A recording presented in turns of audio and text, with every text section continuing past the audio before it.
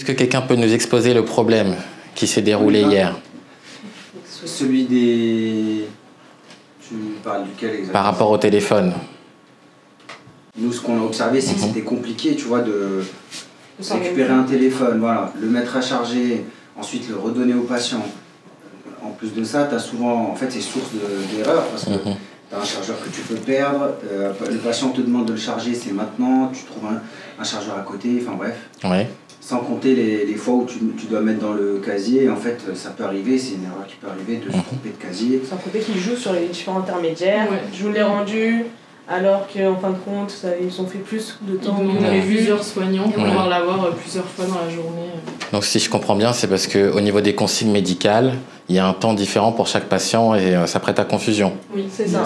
D'accord. Différentes consignes. Ouais. C'est chronophage, c'est source d'erreur. Et nous, ça nous demande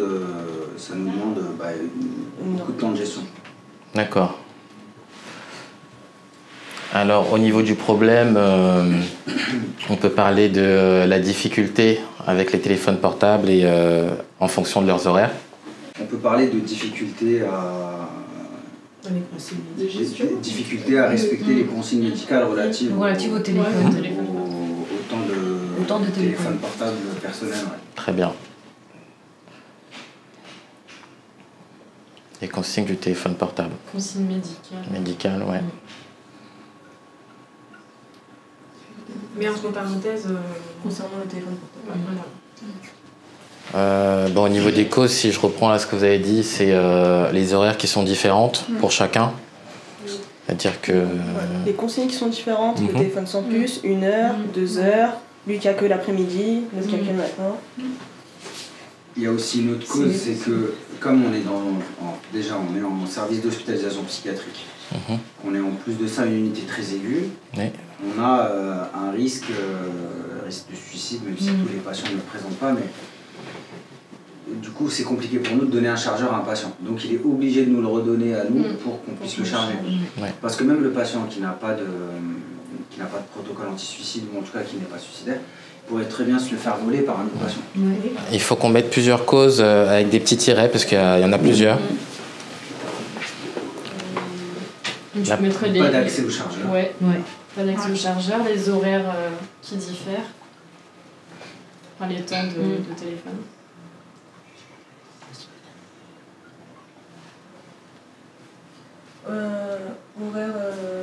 Horaires différents selon le patient. Selon la prescription. Oui, c'est selon la prescription. Oui, c'est selon la prescription. Les différents interlocuteurs. Je vais peut-être le relou un peu, mais je préfère plutôt selon consigne que prescription. Selon la consigne. On rajoute les interlocuteurs, on les arrive à... Je sais pas comment on peut formuler. Pour dire quoi? Pour dire qu'en fait, ils viennent demander le téléphone à un soignant. Ensuite, il le ramène pour le faire charger, puis il redemande dans la journée à d'autres soignants d'avoir le téléphone. Et du coup, ils arrivent à... Oui, les demandes multiples. Des temps plus longs. Les demandes, elles sont multiples. Et puis, ils essaient, dès qu'ils voient une tête un peu nouvelle, ils essaient d'avoir en plus. C'est compliqué à formuler. Donc, tu peux mettre demande de... Mais c'est pour ça qu'on est tous dans le même sens, qu'on se concepte. Mais parfois, tu vois, on a beaucoup de travail, on pense pas forcément à dire j'ai déjà récupéré le téléphone de monsieur untel. Mais il y a ce tableau, l'heure que tu lui donnes, il prend le téléphone et l'heure... les différents interlocuteurs. C'est vrai, il y a différents interlocuteurs, c'est bien ça. Je me permets, le tableau il était censé répondre à quel besoin? Mais c'est qu'on...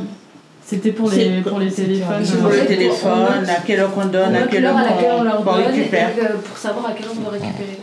C'est purement organisationnel. Et ça fonctionne. Ils fonctionnaient pas trop parce qu'ils ont quand même tous des temps différents. C'est ça. Et du coup, en fonction, en fait, on sait plus qui a 1 heure, qui a 2 heures de téléphone, qui a, je sais pas, de 8h à 17h. Un manque d'homogénéité. C'était un peu compliqué. Le patient peut venir et te dit oui, c'était genre une première contre-mesure, vous l'avez testé. Elle est pas forcément... En fait, ce dont on a besoin, c'est quelque chose d'efficace, parce que comme on a on a beaucoup de travail, on avait besoin que ça s'allège. Donc en fait, c'est ça la vraie cause. C'est ça. C'est que c'est chronophage. C'est chronophage. C'est énergivore. On va pas passer notre temps. Donc ce tableau-là, en fait, finalement, il nous demandait encore plus d'efforts parce qu'il fallait non seulement donner le téléphone et le récupérer, mais en plus de ça, écrire. Ouais, et venir voir le tableau. On l'avait donné et récupéré. Donc la vraie cause, c'est que c'est... Je sais pas si ça s'intègre, hein, tu me diras, Timothée, mais c'est que c'est chronophage et énergivore. Ouais, bah si, c'est une des causes aussi, oui. Et du coup, ça fait des interruptions de tâches parce que vous devez tout le temps récupérer un téléphone et le mettre en charge, donc oui. On peut arriver aux contre-mesures, du coup. Donc, je te coupe, désolé, mais une des causes aussi, c'est que il a pu avoir des erreurs qui ont été rattrapées, heureusement. D'accord. Mais c'est arrivé il y a quelques jours qu'un téléphone est disparu pendant 1 heure et en fait c'était juste une erreur de casier, on l'avait pas mis dans le bon casier. D'accord. Au final, tu vois, c'est le patient qui vient, qui te dit bon bah je vous donne mon téléphone pour le ranger et au lieu de la mettre à la 14, tu le mets à la 8.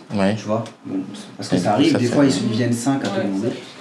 Et voilà, au bout d'1 heure on l'a retrouvé, mais en fait c'était. Mais tu vois, ça c'est une erreur qui aurait pu être un peu plus grave si jamais il se trouve que c'était le patient de la 8 qui est venu chercher son téléphone. Par contre, tu vois, je pensais à quelque chose, c'est que pour certains patients, on a les étiquettes collées derrière.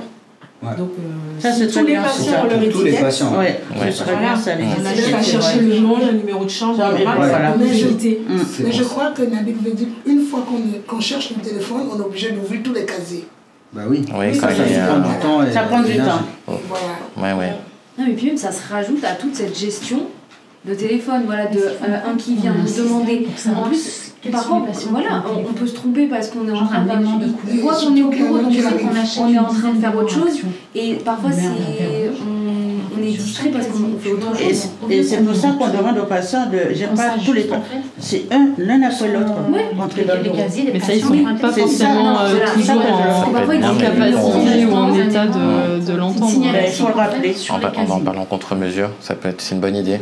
Alors du coup, on est bon au niveau des causes. Alors, pas d'accès aux chargeurs, horaires différentes selon consigne médicale, différents interlocuteurs, chronophage et énergivore.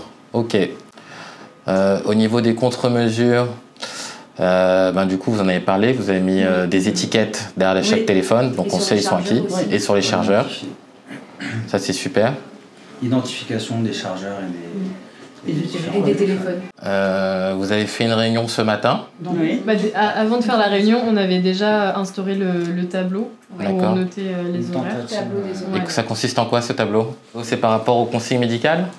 Oui, c'est ça. En fait, quand on voit que le patient est dans les consignes 1 heure, le matin, il a par exemple, il prend son téléphone à 9h55, donc il a 1 heure, bon là c'est 2 heures. Et, il récupère, on note alors l'heure à laquelle il récupère.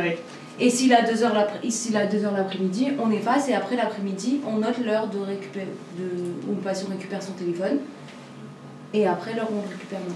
D'accord. Ah oui, c'est chronophage en fait.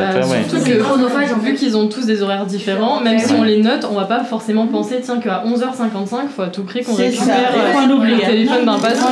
Ça peut pas être une horaire commune pour chacun, c'est-à-dire que... C'est ce qui a été demandé justement dans les contre-mesures où on a fait une réunion et où on a abordé ce sujet-là. Il y avait qui dans cette réunion? Il y avait tous les patients, il y avait Dr Tanga, d'accord, il y avait le médecin, Sophie et nous. D'accord. Et tous les patients aussi. Et tous les parents, ils sont fermés. Donc ça, on peut le mettre du coup en contre-mesure qu'il y a eu une réunion. Réunion soignant-soigné. Ouais. Et qui a été évoqué les horaires des téléphones pour chaque patient. Du coup, c'est quoi les horaires? Vous avez... Les horaires, c'est donner le téléphone en même temps que... Le temps d'aller fumer, voilà. 9h. C'est-à-dire 9h15. 9h15. Enfin, ouais. Et 9h à 9h quand il et on récupère à 10h. Voilà. À 10h. Ou alors 13h. 13h, 14h. Voilà. D'accord. L'intérêt de ces horaires-là, c'est que comme ça correspond avec les horaires de la coursive, Nous, avant de les sortir à fumer, on distribue les cigarettes. C'est ça. Donc c'est plus facile de distribuer et les cigarettes et les téléphones. On ouvre la glace. D'accord. Ça fait d'une paire de coups et on y gagne en temps. Et ça veut dire que quand ils rentrent de la coursive, ils redonnent tous le téléphone? Non, parce que là... Une heure. Ah, pendant c'est 1 heure le d'accord. téléphone. La coursive, c'est 15 minutes. Le temps de fumer, c'est 15 minutes. Je crois que c'est facile même entre nous, les collègues, qu'il est 10h, vous remettez vos téléphones. D'accord.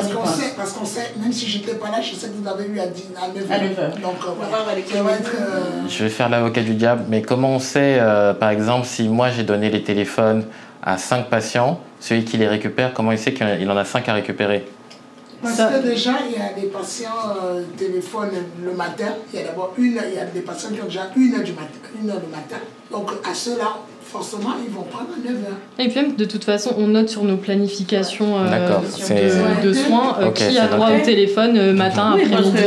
Après, on peut faire une chose, c'est souvent on le fait à deux, souvent donner le téléphone aux patients et les cigarettes. Donc on peut faire aussi ceux qui ont donné et ceux qui récupèrent. D'accord. C'est plus simple. Ils peuvent dire voilà à qui j'ai donné, je récupère à celui que j'ai donné. Ok. Ouais. Oui, parce que la charge c'était quelque chose qui dérangeait là, de charger en parce continu. qu'il y avait tout un défilé à chaque fois, tout le monde voulait recharger. C'est pour ça qu'ils ne les rendaient pas aussi, du fait qu'on l'a rechargé. C'est pour ça qu'ils ne les rendaient pas. Tandis que là, toute une journée avant le téléphone, ils n'auront plus de batterie, sans que je les rende. Ça veut dire qu'ils jouaient sur.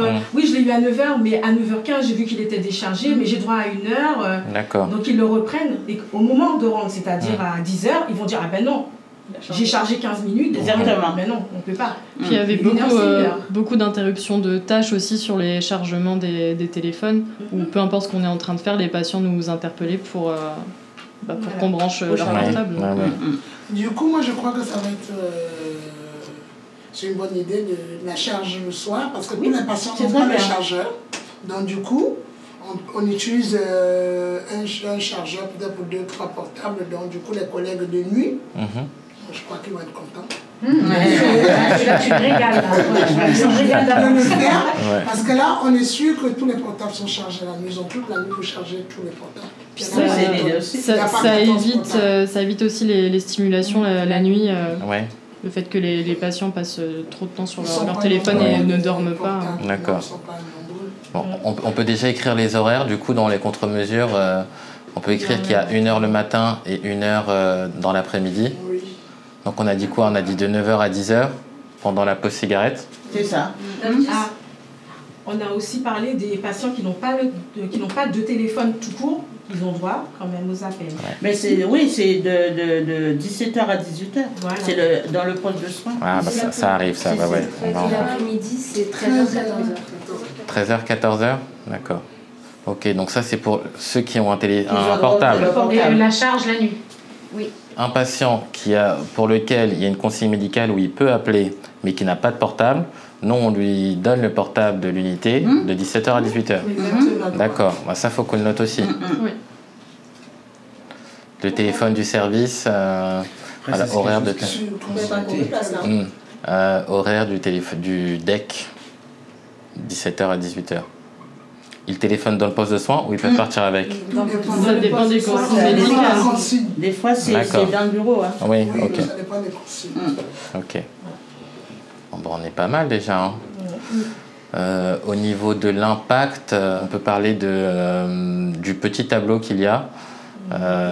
J'ai cru comprendre que c'était un petit peu un échec. C'était chronophage, c'était pas optimal. Le tableau, c'est plutôt une contre-mesure, non? Oui, mais vu qu'on l'a testé. Qu'est-ce qui est dans... Ça n'a pas marché. C'est une tentative et votre ressenti. Que dans un avenir proche. On le verra dans un avenir proche, mais par rapport à ce tableau-là, comment est-ce que vous l'avez vécu, ce tableau? Est-ce que c'était quelque chose qui était fluide ou est-ce que c'était quelque chose qui... Non, tout à fait. Pas tout à fait. Moi, je n'ai pas suivi. Des fois, je regardais même pas. C'est ça. De toute façon, là, on n'en aura plus besoin vu qu'on a les horaires. On va les lancer. Voilà. Et de toute façon, on fera le bilan d'ici une semaine pour voir si c'est plus facile pour nous et si on arrive à respecter les horaires parce que du coup, eux vont nous attendre au tournant au niveau des horaires. Oui. Comme pour la coursive. On est plutôt bon. Est-ce que quelqu'un a quelque chose à rajouter? On va mettre en pratique, on verra. Vous reviendrez pour... Oui. La semaine prochaine, on a compris. Voilà. Bon, bah super. Génial, bravo.